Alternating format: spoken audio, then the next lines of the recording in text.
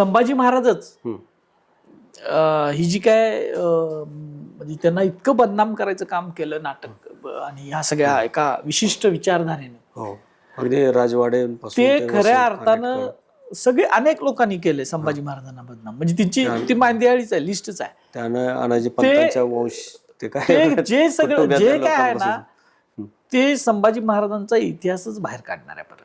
अच्छा, बर. अच्छा, आणि हे म्हणजे आता जे धर्मवीर वगैरे म्हणतायत ते असं ते सगळे आहेत ना, मी तेच म्हणणं आहे, आहेतच धर्मवीर, हो. आहेतच स्वराज्य रक्षक, त्याच्याविषयी दुमतच नाही आहे.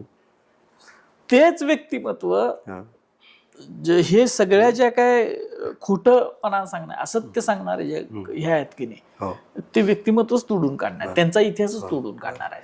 शेवटचा प्रश्न मी विचारतो की जसं संभाजी महाराजांची बदनामी केली आणि नंतर आता संभाजी महाराज